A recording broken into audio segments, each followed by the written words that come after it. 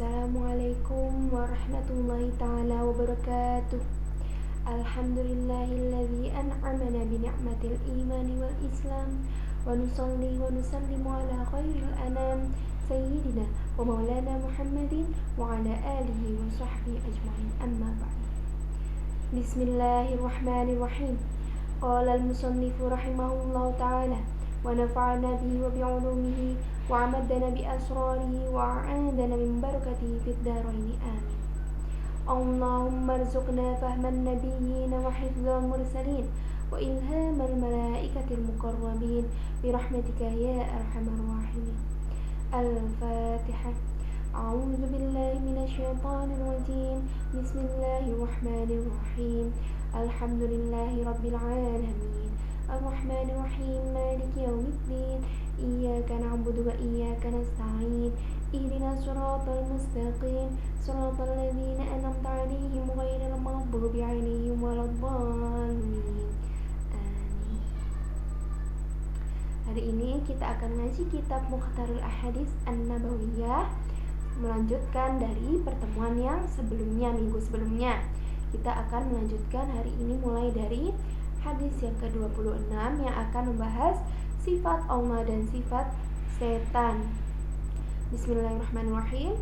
At-ta'anni, tenang merupakan minallahi, sifat Allah. Wal ajalatu, sedangkan tergesa-gesa, minasyaitani, merupakan sifatnya setan.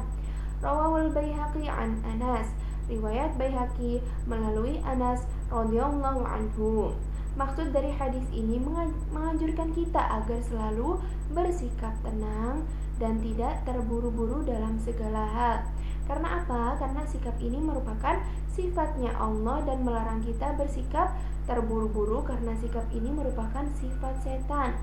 Dan setan itu menjerumuskan manusia kepada kekufuran, kedurhakaan, dan kebinasaan. Sikap tenang merupakan sikap yang diperintahkan agar kita melakukannya dalam segala hal kecuali dalam 3 perkara seperti yang disebutkan dalam hadis lain, yaitu apabila waktu sholat telah datang, segera dirikan sholat. Apabila jenazah telah dipersiapkan, segera kuburkan. Dan apabila janda telah menemukan laki-laki yang sepadan dengannya, segera kawinkan. Dalam ketiga hal tersebut, kita diperintahkan agar segera mengerjakannya. Jika menangguh-nangguhkannya, maka berdosalah dia. Selanjutnya memasuki hadis yang ke-27, membahas tentang orang yang dikucilkan oleh Allah Subhanahu wa taala. Ifnani la yanzurullahu, 2 macam orang kelak di hari kiamat, yaumal qiyamati, di hari kiamat, qati'ur rahimi, Allah tidak mau memperhatikannya, yaitu orang yang memutuskan silaturahim, wajarus su'i, dan tetangga yang jahat. Rawahu Dailami an Anas, riwayat Ad-Dailami melalui Anas radhiyallahu anhu. La yanzurullahu, maksud dari kata ini adalah Allah tidak mau memperhatikan kedua orang tersebut. Maksudnya ialah Allah Subhanahu wa ta'ala tidak mau memberikan rahmat kepada keduanya. Atau dengan kata lain, Allah Subhanahu wa ta'ala murka terhadap keduanya. Kelak di hari kiamat, Allah tidak akan memberikan rahmat kepada orang yang memutuskan hubungan silaturahmi. Bahkan sebaliknya, Allah murka terhadapnya karena silaturahmi adalah hal yang diperintahkan oleh Allah Subhanahu wa ta'ala agar hubungan tetap dipelihara. Dalam hadis lain disebutkan bahwa Allah Subhanahu wa ta'ala berfirman, Aku akan berhubungan dengan orang yang mau menghubungkanmu dan memutuskan hubungan dengan orang yang memutuskanmu. Demikianlah firman Allah Subhanahu wa ta'ala kepada orang yang bersilaturahmi sewaktu dia menjalinkannya. Dalam hadis lainnya disebutkan, barang siapa yang beriman kepada Allah dan hari kemudian, maka hendaklah ia menghubungkan silaturahminya. Dalam pembahasan yang lalu telah kami sebutkan bahwa menghormati tetangga hukumnya wajib. Apabila ada orang yang berbuat jahat kepada tetangganya, berarti ia melanggar perintah Allah, dan barang siapa yang melanggar perintah Allah, maka di hari kiamat kelak ia akan dijauhkan dari rahmatnya dan didekatkan kepada siksaannya. Hadis yang ke-28 tentang dua perkara yang dibenci manusia. Ithnani yakrahuhuma, dua perkara yang dibenci anak Adam, ibnu Adam, anak Adam, yaitu yakrahul mauta, membenci mati, wal mautu khairun lahu minal fitnati, padahal mati lebih baik daripada fitnah, wa yakrahu qillatal mali, dan dia membenci sedikit harta benda, aqallu lil hisabi, padahal sedikit harta benda merupakan akan meringankan hisabnya kelak. Rawahu Ahmad an Mahmud ibni Lubaid, riwayat Ahmad melalui Mahmud ibnu Lubaid. Maksud dari hadis ini adalah ada dua hal yang paling tidak disukai oleh manusia, yaitu mati dan fakir, padahal kedua hal itu lebih baik baginya daripada hidup berkepanjangan, tetapi penuh dengan fitnah dan hisab yang berat. Semakin banyak harta yang dimilikinya, maka semakin berat pula hisab yang akan dialaminya di kemudian hari. Karena apa? Karena harta dunia itu yang halalnya adalah hisab, sedangkan yang haramnya adalah azab. Atau dengan kata lain, sekalipun harta yang dimiliki berasal dari usaha yang halal, maka ia tetap akan menjalani hisab. Terlebih lagi yang dihasilkan dari usaha yang haram, maka hal itu merupakan azab bagi pemiliknya. Hadis yang ke-29 tentang dua jenis dosa yang azabnya ditampakkan di dunia. Ithnani, dua perkara, yu'ajjiluhuma, yang azabnya Allahu fid dunya, disegerakan oleh Allah di dunia, yaitu al-baghyu, zina, wa uqudul walidaini, dan menyakiti kedua orang tua. Rawahu Tabrani an Abi Bakr, riwayat Tabrani melalui Ibnu Abu Bakrah. Maksud dari hadis ini, ada dua jenis dosa yang azabnya disegerakan oleh Allah Subhanahu wa taala di dunia, di samping azab yang pedih kelak di akhirat. Kedua perbuatan dosa tersebut ialah yang pertama zina, dan yang kedua menyakiti kedua orang tua. Hadis ini menjelaskan bahwa kedua perbuatan dosa tersebut, yaitu zina dan menyakiti kedua orang tua, merupakan dosa besar yang harus benar-benar dijauhi. Barang siapa yang mengerjakan perbuatan zina dan menyakiti kedua orang tua, niscaya ia akan menerima sebagian dari hukumnya di dunia ini. Hadis yang ke-30 membahas tentang takabur atau sombong. Ijtanibul kibra, jauhilah oleh kalian perbuatan takabur atau sombong. Fa innal abda, sesungguhnya, karena sesungguhnya atas seorang hamba, la yazalu yatakabbaru hatta yaqulallahu ta'ala limalaikatihi, yang selalu berbuat takabur, Allah berfirman kepada para malaikatnya, uktubu abdi hada fil jabbarina, tulislah oleh kalian hambaku ini termasuk orang-orang yang angkara murka. Rawahu Ibnu Addi an Abi Umamah, riwayat Ibnu Addi melalui Abu Umamah.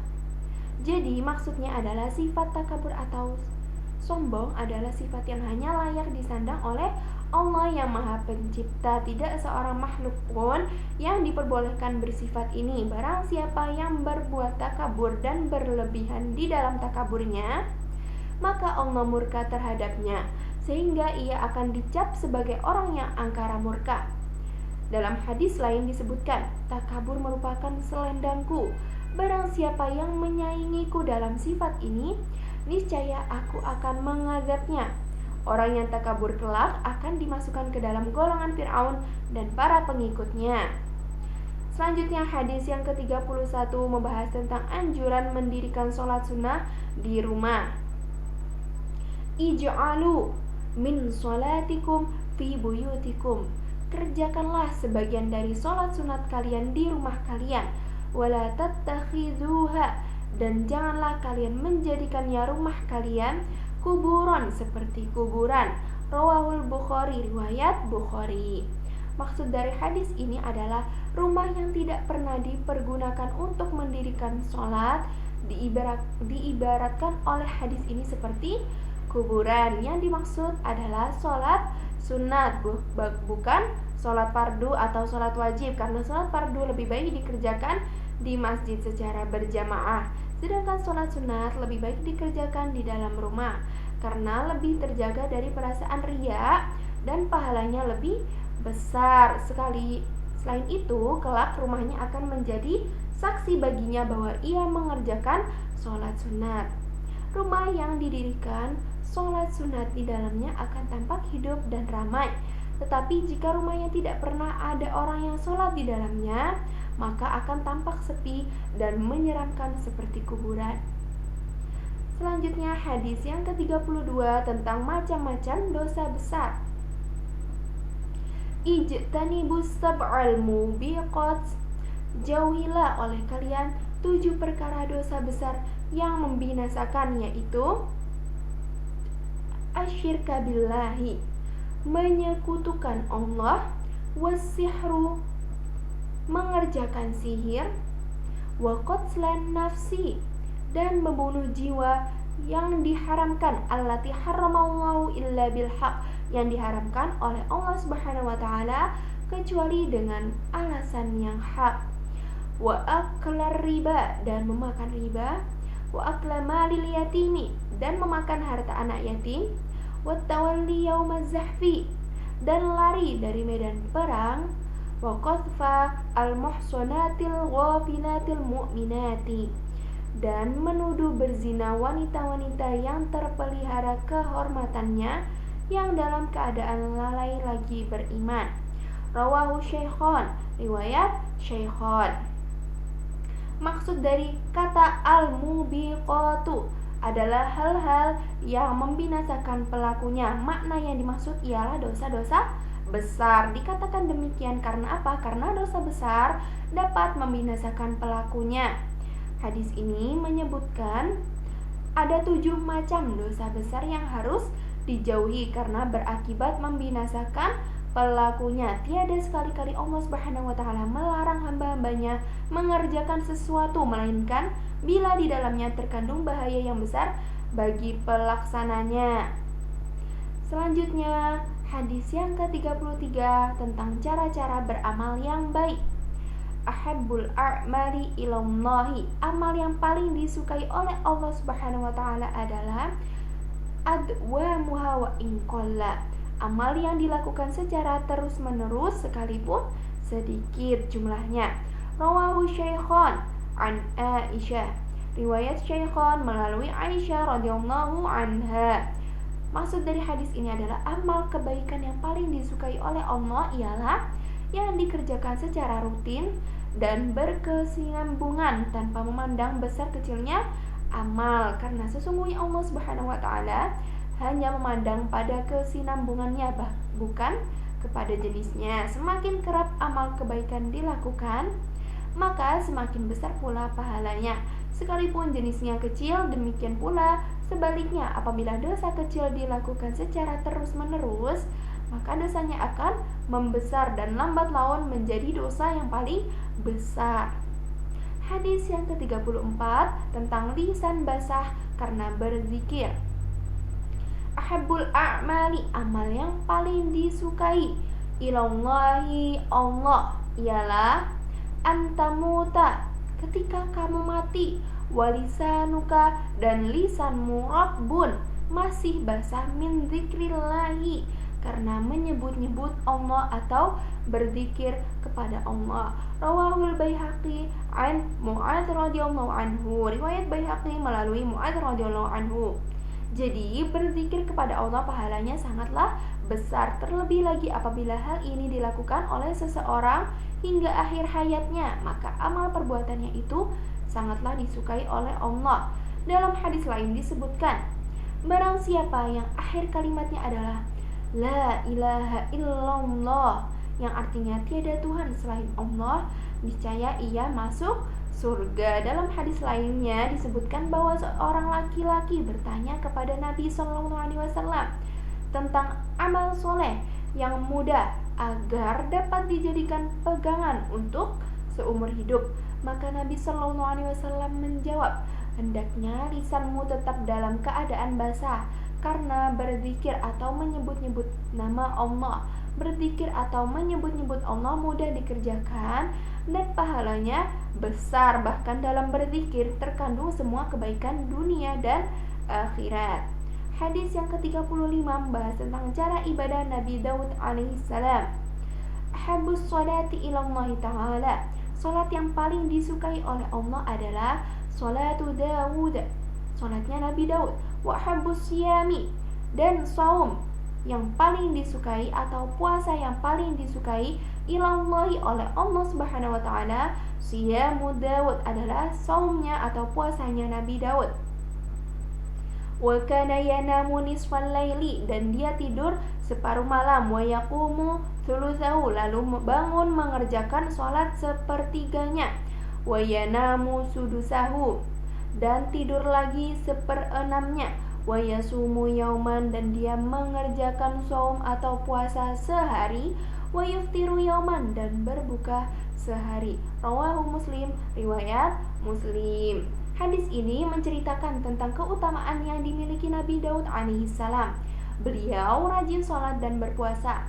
Puasa yang dilakukan Nabi Daud alaihissalam merupakan adalah sehari berpuasa dan sehari berbuka, jadi ada jedanya. Demikianlah sepanjang tahun. Sedangkan sholat yang dilakukannya ialah pada tengah malam sesudah bangun tidur. Selama sepertiga malam ia terus sholat, kemudian yang seperenam malamnya beliau gunakan untuk istirahat lagi. Amal yang demikian adalah amal yang paling disukai oleh Allah Subhanahu wa taala. Pantaslah bila Nabi Daud alaihissalam mendapat julukan sebagai hamba yang amat taat kepada Rabb-Nya. Hal ini diungkapkan oleh Allah melalui firman-Nya. Wa wahabna li Dawud Sulaiman, dan kami karuniakan kepada Daud Sulaiman. Ni'mal abdu, dia adalah sebaik-baiknya hamba. Innahu awwabun, sesungguhnya dia amat taat kepada Rabb-Nya. Quran surat Shad ayat 30. Hadis yang ke-36 membahas tentang keutamaan kalimat tasbih. Ahabbul kalami ilallahi, perkataan yang paling disukai oleh Allah ialah ayyaqulal abdu, hendaknya seseorang hamba mengucapkan kalimat subhanallahi wa bihamdi. Subhanallah wa bihamdihi artinya maha suci Allah dengan segala pujinya. Rawahu Tirmidzi an Abi Dzar radhiyallahu anhu, riwayat Tirmidzi melalui Abu Dzar radhiyallahu anhu. Hadis ini menerangkan tentang keutamaan bertasbih kepada Allah Subhanahu wa taala. Apa maksudnya bertasbih di sini? Bertasbih artinya menyucikan Allah Subhanahu wa taala dengan mengucapkan kalimat subhanallah wa bihamdihi. Dalam hadis lain disebutkan dua kalimat yang ringan diucapkan di lisan tetapi berat dalam timbangan amal kebaikan, yaitu subhanallah wa bihamdihi. Bertasbih kepada Allah pahalanya sangatlah besar. Kelak di hari kemudian amal kebaikan pelakunya menjadi bertambah berat karena dua kalimat tersebut. Selanjutnya hadis yang ke-37 tentang mencintai sesama. Ahibbalin nasi ma tuhibbu li nafsik, rawahul Bukhari. Cintailah manusia atau orang lain seperti kamu mencintai dirimu sendiri. Riwayat Bukhari. Dalam pembahasan yang lalu telah disebutkan bahwa orang muslim itu hendaknya mencintai orang lain sebagaimana mencintai dirinya sendiri. Dan dalam hadis ini disebutkan secara menyendiri melalui kata perintah, yaitu cintailah orang yang lain sebagaimana engkau mencintai dirimu sendiri. Barang siapa yang mengerjakan hal ini berarti ia adalah orang muslim. Dalam hadis lain disebutkan orang yang benar-benar muslim ialah seseorang yang orang-orang muslim selamat dari ulah tangan dan lisannya. Hadis yang ke-38 tentang cara berbakti kepada orang tua. Ihfad, hormatilah wudda abika la taqta'hu fayutfi Allahu nuraka. Rawahul Bukhari. Hormatilah teman yang disukai ayahmu, janganlah kamu memutuskannya karena Allah akan memadamkan cahayamu. Riwayat Bukhari. Hadis ini menerangkan tentang keutamaan pahala berbakti kepada orang tua, menghormati dan berhubungan dengan orang yang disukai oleh orang tua, termasuk berbakti kepada orang tua dan berbakti kepada orang tua merupakan besar pahalanya. Barang siapa yang tidak menghormati dan tidak mau berhubungan dengan orang yang disukai ayahnya, niscaya Allah akan memadamkan cahayanya. Dalam hadis lain disebutkan, sesungguhnya berbakti yang paling utama atau kepada orang tua ialah hendaknya seseorang anak bersilaturahim kepada orang-orang yang disukai atau menyukai ayahnya. Hal ini menunjukkan bahwa berbuat baik kepada teman-teman ayah sama dengan berbuat baik terhadap ayah, karena hal itu akan membuat mereka mendoakan ayahnya. Dalam riwayat lain ditambahkan, sesudah ayahnya meninggal dunia, atau dengan kata lain berbakti kepada kedua orang tua tidak terbatas hanya ketika kedua orang tua masih hidup, bahkan hal ini masih tetap terbuka sekalipun mereka berdua telah tiada. Salah satu di antaranya ialah bersilaturahim atau memelihara hubungan persaudaraan dengan teman-teman orang tua. Hadis yang ke-39 membahas tentang 4 perkataan yang disukai oleh Allah Subhanahu wa taala. Habbul kalami ilallahi ta'ala arba'un. Perkataan yang paling disukai oleh Allah Subhanahu wa ta'ala ada 4, yaitu subhanallahi walhamdulillahi wala ilaha illallah wallahu akbar. Yaitu subhanallah, maha suci Allah, alhamdulillah, segala puji bagi Allah, la ilaha illallah, tiada Tuhan selain Allah, dan Allahu akbar, Allah maha besar. La yadurruka bi ayyihinna bada'ta, tiada mengapa atau boleh dengan yang mana saja kamu memulainya. Rawahu Ahmad an Samurah bin Jundub. Riwayat Ahmad melalui Samurah ibnu Jundub.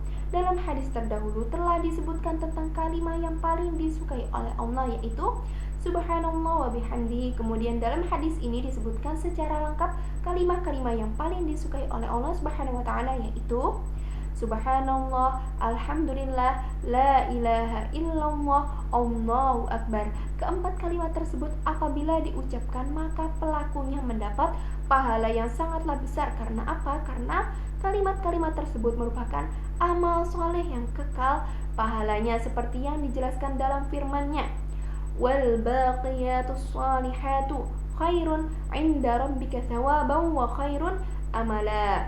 Tetapi amalan-amalan yang kekal lagi soleh adalah lebih baik pahalanya di sisi Rabbmu, serta lebih baik untuk menjadi harapan.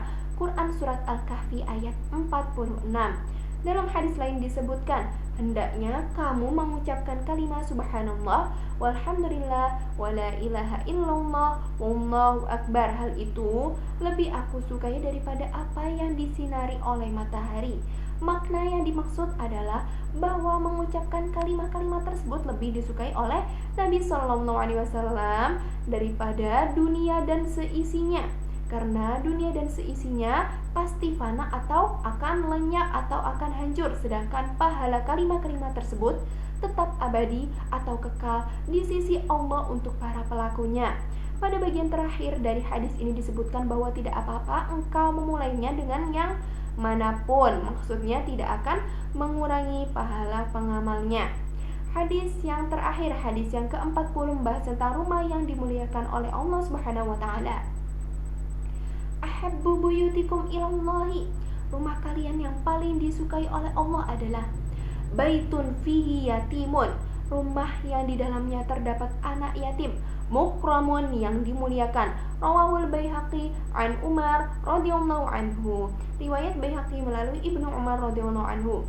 Jadi memelihara anak yatim merupakan amal kebaikan yang dianjurkan oleh syariat Islam dan pelakunya akan mendapatkan pahala yang besar. Sehingga digambarkan oleh hadis ini bahwa bukan pelakunya saja yang disukai oleh Allah, tetapi rumah yang ditempatinya pun disukai oleh Allah. Atau dengan kata lain, Allah Subhanahu wa taala menyiraminya dengan rahmat dan karunia yang berlimpah, karena di dalamnya terdapat anak yatim yang dipelihara dan dihormati serta tidak disia-siakan. Baik, cukup sekian pengajian Kitab Mukhtarul Ahadits An-Nabawiyah pada hari ini. Semoga dapat bermanfaat dan bisa memberikan keistifadahan bagi pendengarnya. Wallahu a'lam bishawab. Aku qauli. Syukran jazilan ala ihtimamikum. Sebelum saya menutup, alangkah baiknya kita membaca doa kafaratul majelis terlebih dahulu. Bismillahirrahmanirrahim. Subhanakallahumma wa bihamdika asyhadu an la ilaha illa anta astaghfiruka wa atubu ilaik. Wassalamualaikum warahmatullahi wabarakatuh.